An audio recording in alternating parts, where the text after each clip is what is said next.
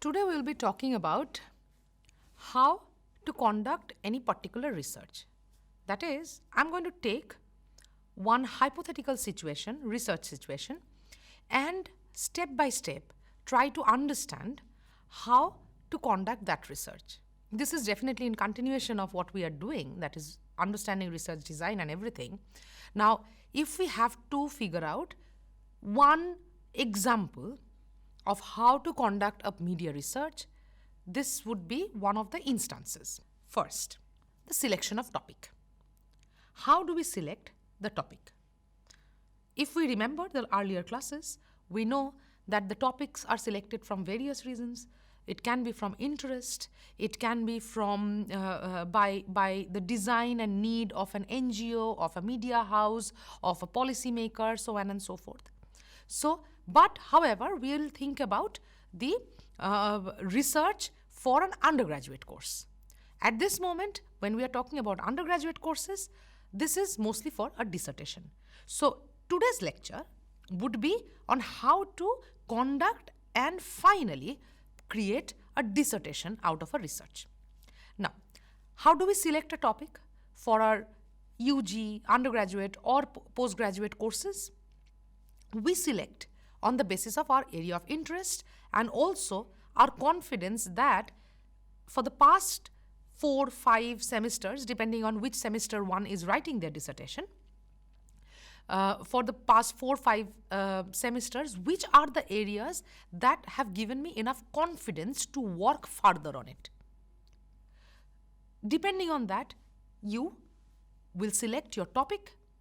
For today, I'm taking one hypothetical topic, which is definitely not a research that we are doing here, but we'll see how from that topic we can arrive at the final thesis. Now, selection of topic is very, very important. If you do not like the topic, you will not be very happy doing the work because research is a pretty laborious work.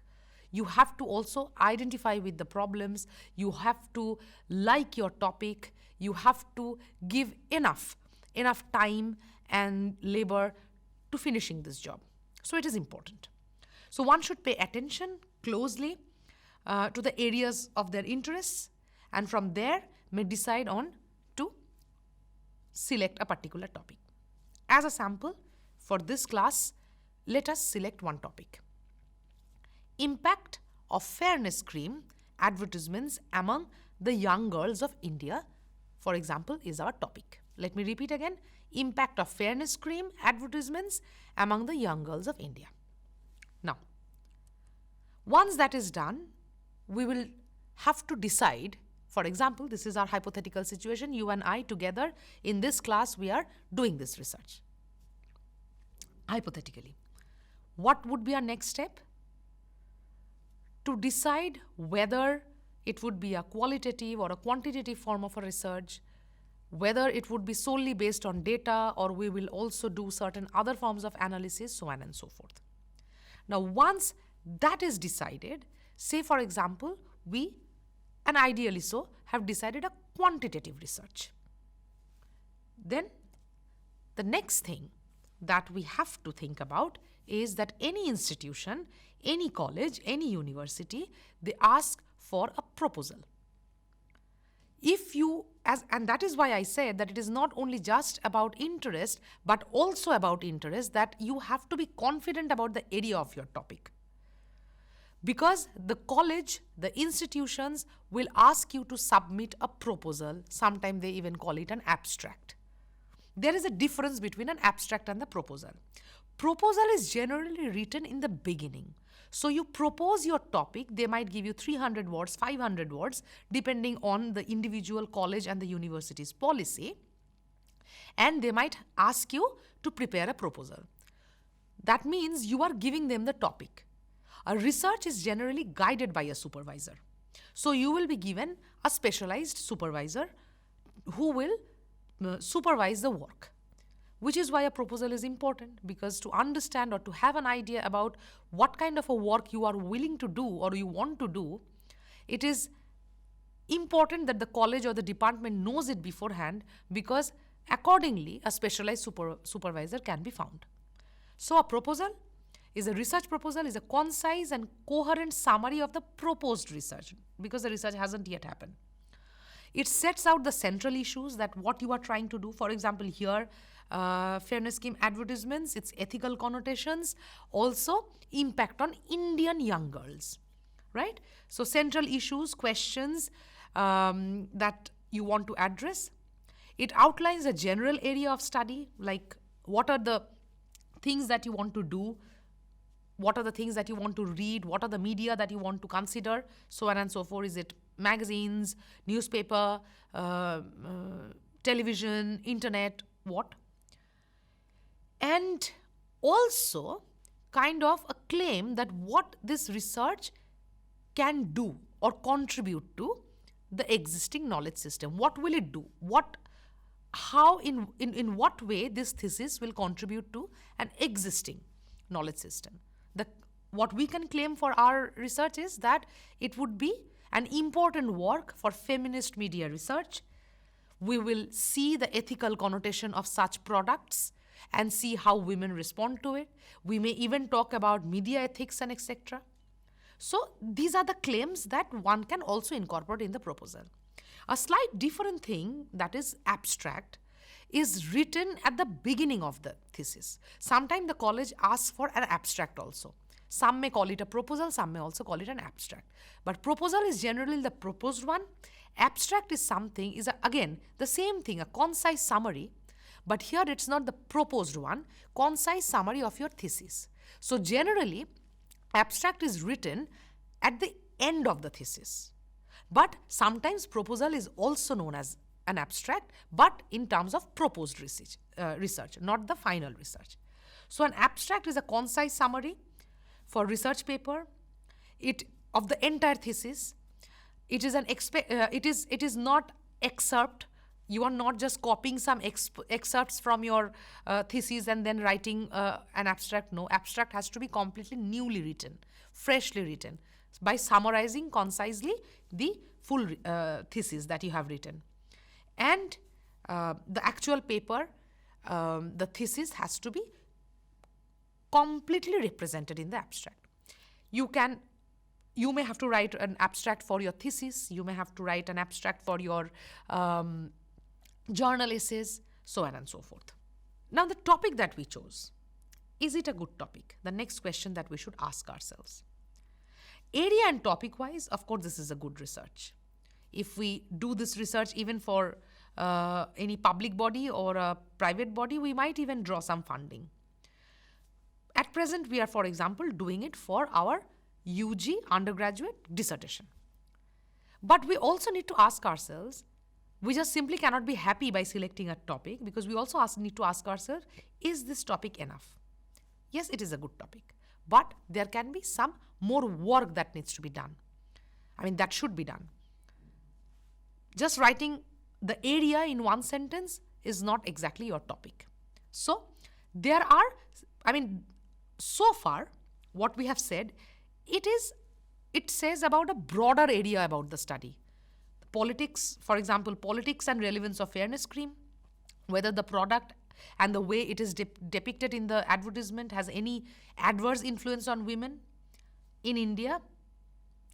The politics of representation of women or girls in Indian advertisements, a historical evaluation of such similar advertisements. So these are the broad areas that this topic is addressing. Now, to make it more tight and more streamlined in terms of writing the thesis, the research question still needs to clarify certain points. What is the nature of such beauty creams? Like, what does it do? What is fairness cream? The researcher should be aware of that.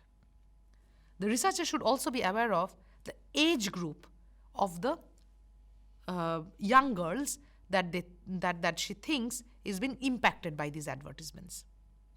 Also, the researcher should be aware that does India as a context add something specific to this research question?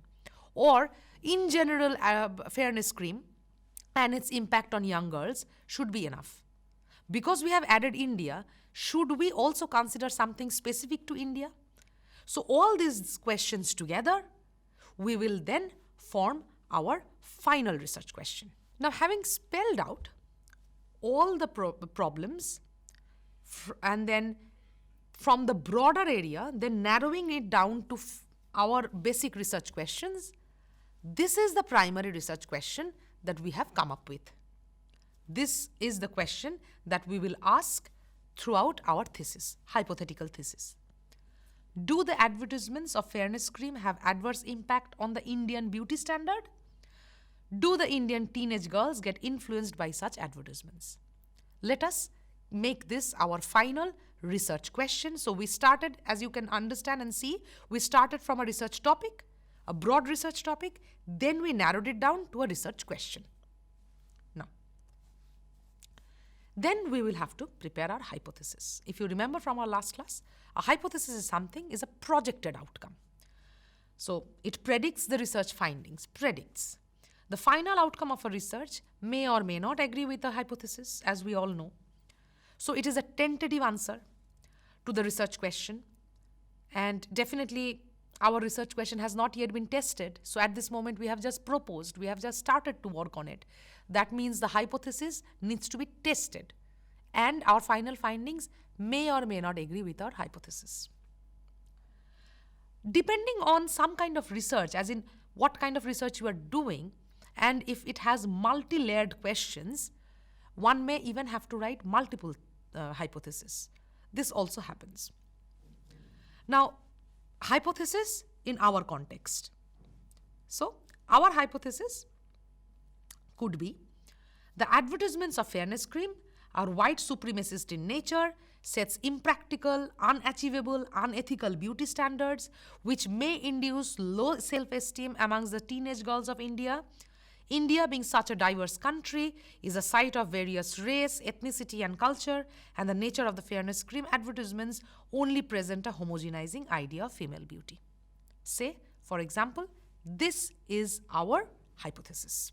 Now, once the hypothesis is written, as I just read it out for you, the next step is literature survey. I'm sure you are aware of what literature survey is. That is collecting literature material on the areas, the topic, and that should also include the broader areas, because sometimes reading about the broader areas also help to understand our core questions. So scholarly sources is important. Not any source can be a part of your literature survey. That means books, e-journals, articles, earlier theses, so on and so forth, related to our topic. Often written as a part of thesis, dissertation or research paper. Some supervisors, some college, some institutions want a separate chapter named as dedicated to literature survey, which is also a good practice because that kind of keeps all the literature survey at one point. You summarize everything, whatever you have read. It needs to be written in your own language. Some supervisors, some universities also allow literature survey to be spread out as and when required in the different chapters. But generally, the general practice is that literature survey should be a separate chapter. In a literature survey, the researcher critically analyze, concretely summarize earlier research and literature related to their research problem. So what is the purpose of this? Is that if you remember, everything is so connected. If you remember our earlier class, that research is something that we do, a systematic method of understanding something and also to contribute to the existing knowledge system. No research stands in void. No research happens just in itself. All the research are connected to each other. It is based in my literature, in the sense all the literature that is there in media research. So it is important to do a literature survey and be aware that other works have also happened, and this is how your work is either following certain works, or is a departure from certain works, or is completely new understanding of an existing understanding of a situation or not. So it is important, and literature survey helps us to root our research in the existing knowledge system around that area and the topic. Now, literature survey also helps the students in understanding the significance of new research. In the sense, once you read more about the research, you also realize why your work is also important. So in our context, we should look for existing feminist works on media representation. We should also look for ethics in advertisements, important because this is beauty ethics, beauty standards, impact on young girls. So ethics can be important. We should read about ethics. Impact of media contents on female youth. If there are any other works, we can also look up. Also, these are more or less general. We should also look for materials and check and see whether there are some works which is specific to India. This will also help us in the future while doing our research to help us. It will also help us to contextualize our research in Indian context. So, because if we find some literature which has seen these related concerns in the context of India, we may find a method to read the Indian context as well. So, after the literature survey, the next job is to select the source. This source is not the literature source. The source as in from where should we get the advertisements. We need the advertisements in hand. Or we need to have a copy of it. We need to see it, right? That where is, what is the nature of this advertisement? So, to select the source for our research, there can be newspaper, national, local newspaper, print advertisements of fairness creams, television advertisements, again, national, local. Also, because that would also be important, because if it's national, what's the language? Should be Hindi, I guess. If it's regional, then the regional languages. So what are the words and rhetorics that are used to communicate what this product is trying to sell? Then advertisement in social media, internet, because that is another way of spreading these advertisements. Any form of advertisements these days. We might have to source our advertisements from there as well.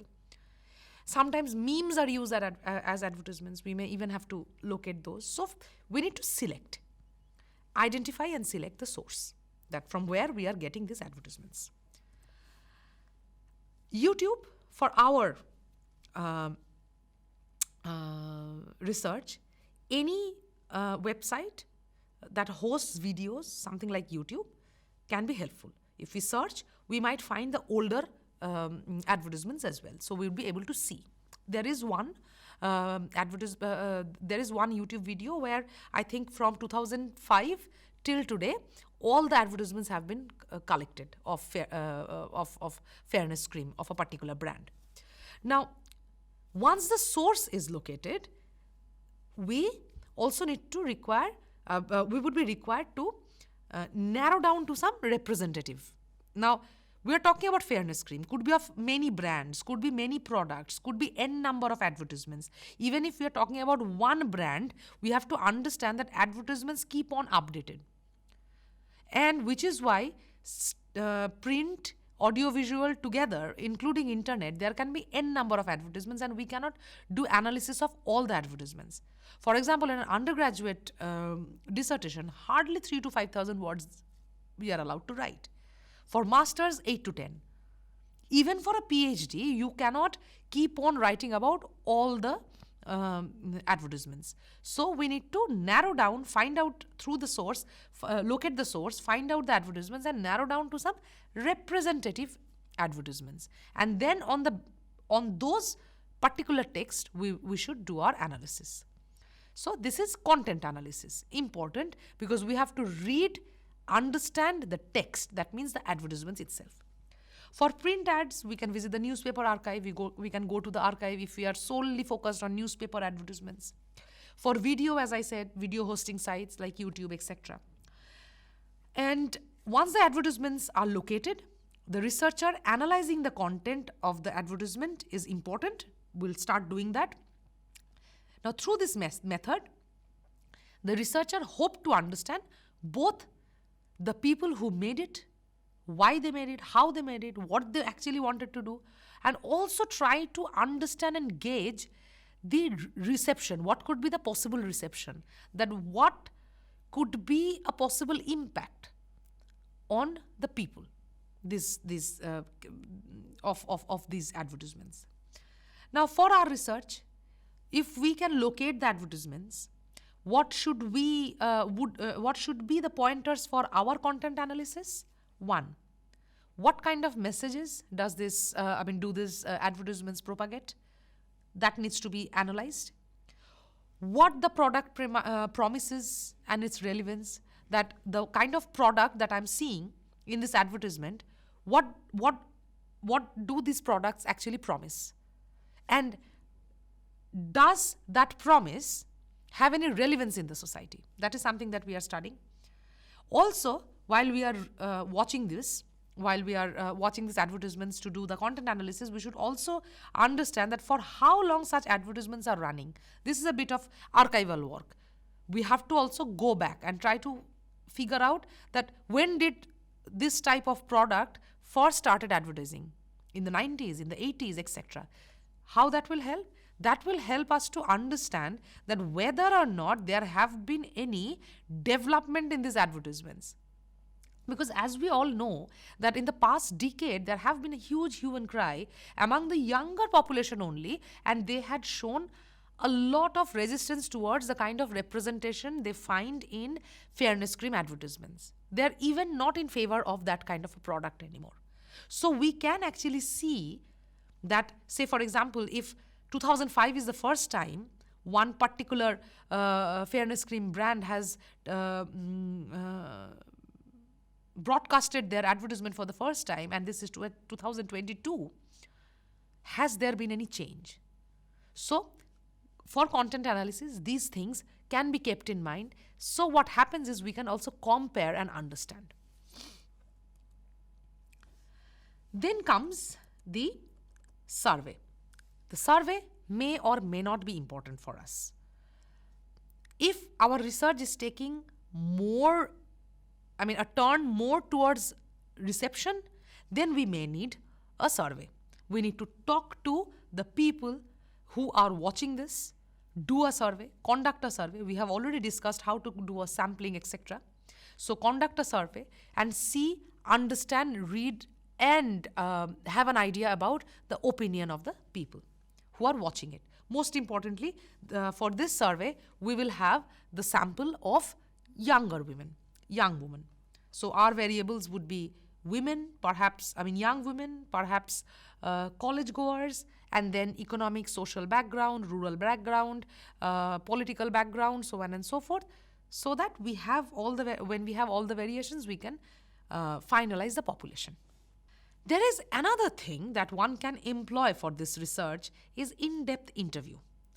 In-depth interview is conducted with a resource person, a person who's more knowledgeable, who has more grasp. Also, in-depth interview can also be done with the content creator as well. Depending on, that content creator can also be your resource person. So depending on what kind of an in-depth interview you need and you think it is important, an in-depth interview can be taken. It's a qualitative method. That is, it is not like a survey. So it needs to be done properly by taking an appointment, keeping that it also should be included in your projected timeline. And when you write this interview in your dissertation, you have to ensure that you cite your source, that who you are talking to. You introduce your interviewee, the person you are talking to, your resource person, introduce them properly and justify why you spoke with them. Also, contextualize. Another thing that you can do, we can do, is along with or either way, the survey is the focus group discussion. We may have a survey, also a focus group discussion. We may not have a survey and have a focus group discussion, or a survey, not focus group discussion. We can, depending on our time, our methods, the kind of methods we want to employ.